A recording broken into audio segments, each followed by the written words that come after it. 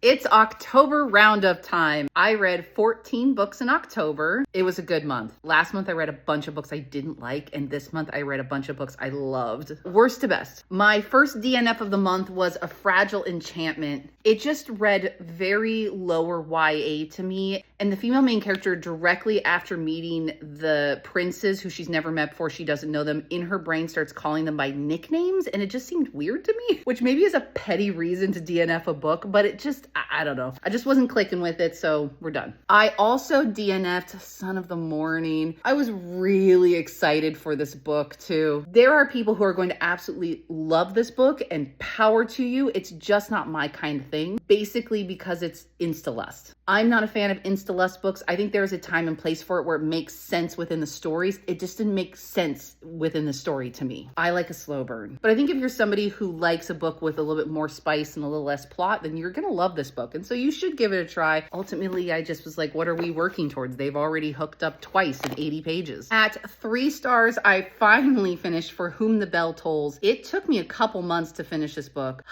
People love this book. I thought it started out really strong, but ultimately it was 700 pages of the author clearly working through trauma. And I think if you have similar trauma to work through, then this book might mean a lot more to you. And she had created such an interesting world where the afterlife is part of a multiverse type of thing where there's these other universes and a couple of them are at war. And yet that was barely anything to do with the book. I felt at times like the main character was a therapist to me, and it just got old. It was 700 pages of that. It could have been an incredible story with a bigger plot to it that wasn't just solely based on this trauma, and it would have been an incredible book. At 3.25 stars, I read Crazy Stupid Bromance, which is book 3 in this series. It's the same thing I have with all of the books so far, which is I really like the general plot. I think it's really cute. The audio is really good. But then the third act breakup is really stupid. It makes no sense to the plot. I'm listening to book 4 right now. I'm still gonna finish all 5 books in the series because I do like the general plot of them. All of these books probably would have been 4 stars if she had just figured out a better reason to have them break up. At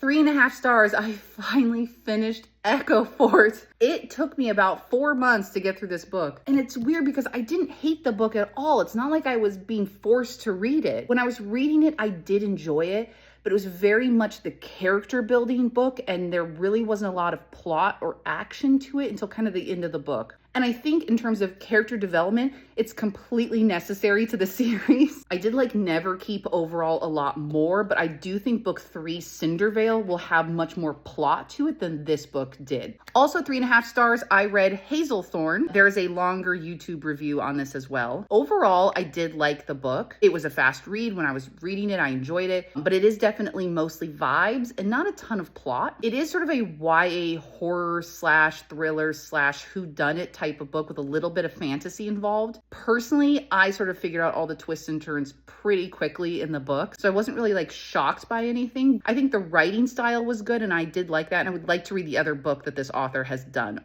At 3.75 stars, I did read the novella Tarnished Empire, which is part of the Dark Shores series. I did really like it a lot. Overall, it was pretty good. I do think it kind of just gave you a little bit more of characters for Marcus and things like that in terms of the larger world. And I'm really excited to start the next book in the main series, which is Gilded Serpent. I also read The Benevolent Society of Ill-Mannered Ladies and The Lady's Road Guide to Utter Ruin, which I gave 4 and 3 stars to. Based on these covers, I thought this was going to be kind of like a Regency rom-com thing. It's not at all. It's actually fairly serious and deals with fairly dark topics. I would call it more of an accurate representation of what was going on during the Regency period without all the glitz and glam and the Bridgerton like kind of thing. I actually thought the first book was really good. There was a bigger, larger story at play, but there was like little cases they had to deal with in between. The second book was not as good. It got weirdly dark about some things where I don't necessarily think it needed to be that dark. I also thought this was a duology and done, but there's a third book. It's not out yet, and I don't know if I'm going to continue the series because I've kind of just run my course, I think, with it. I think it should have only been 2 books, personally. At 4 stars, I read Good Spirits, which is my first B.K. Borison book. Again, longer reviews on YouTube. I really enjoyed this a lot. I thought it was really cute. It's a really good holiday novel without being too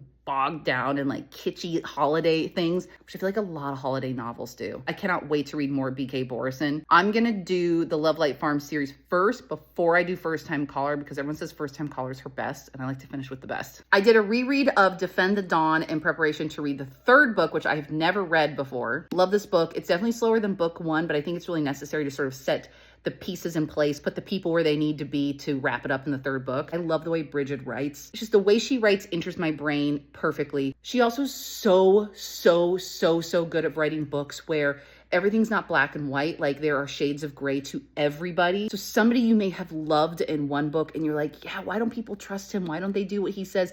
In the next book, you'll see that person from a different POV and you're like, he's a little shady. And you get that with all the characters. Like no one is truly just evil in her books. And I love that. I also did a reread of The Courting of Bristol Keats because I have an arc for book 2, which I have already started. I loved this book as well. I read this when it first came out. I think it's great. It's much more like traditional fairy type book. I think if you're a fan of Folk of the Air, this is a very good book to read in conjunction with that. This one's more adult, a little less political based, a little bit more on the character side of things, but I love this book. Glad I read it again. I did it on audio. I will say I did not like the audio narrator at all. This is an eyeball read. This is not a listen read. I also read my first Alex E. Harrow book, The Everlasting. This was fantastic. This is a very short 306-page book that feels like a 600-page novel in the best way possible. They were able to put so much heart and feeling and story and emotion into such a short book. It is honestly amazing, and I was obsessed the whole time. I think it is beautiful. I think if you're a fan of Rebecca Ross, this is absolutely the book for you. And again, it's a standalone,